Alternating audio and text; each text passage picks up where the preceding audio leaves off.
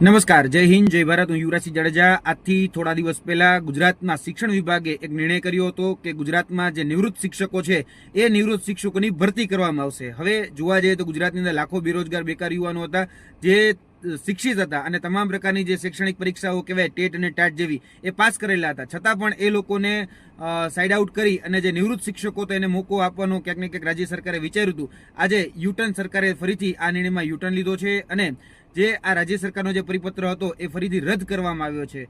ગુજરાતના શિક્ષણ વિભાગને અને તેની સાથે સાથે ગુજરાતના મુખ્યમંત્રી આદરણીય ભૂપેન્દ્રભાઈ પટેલને કહેવા માંગીએ છીએ કે જે અધિકારીઓ આવા નિર્ણયો લે છે એની ઉપર તાત્કાલિક કાર્યવાહી કરવામાં આવે, કારણ કે આના કારણે શિક્ષણ વ્યવસ્થા પણ ખોરંભે ચડે છે અને જે ગુજરાતની અંદર લાખો યુવાધન જે અત્યારે બેરોજગાર અને બેકાર છે એને પણ મોકો આપવામાં નથી આવતો. અને ખરેખર જો કહી શકાય કે ગુજરાતમાં શિક્ષણ વ્યવસ્થાને સુધારવી હોય, કેમ કે અત્યારે જોવા જઈએ તો ગુજરાતની જે કથળતી જે શિક્ષણ વ્યવસ્થા છે એમાં મુખ્ય જોવા જઈએ તો શિક્ષકોની સૌથી મોટી ઘટ છે. અત્યારે વર્તમાનમાં 24,700 શિક્ષકોની ભરતી થઈ રહી છે, પરંતુ આના સિવાય પણ બીજા 25,000 શિક્ષકોની ભરતી થઈ શકે એટલી જગ્યાઓ ખાલી છે.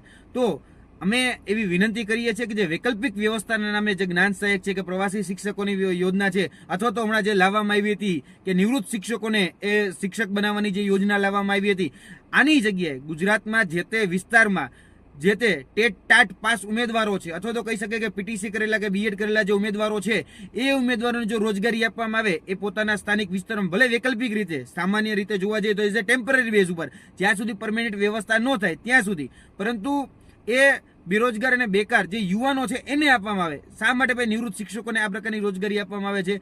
અને આ જે નિર્ણય જે હતો એ નિર્ણય ખૂબ અનગઢ રીતે લેવાયેલો હતો. જે પણ કર્મચારી, જે પણ અધિકારી આ નિર્ણય લીધો હોય એની ઉપર પણ કાર્યવાહી થવી જોઈએ, કેમ કે એને આ સમય બગાડવાનું જે કાર્ય છે એ કર્યું છે. અને ગુજરાતની શિક્ષણ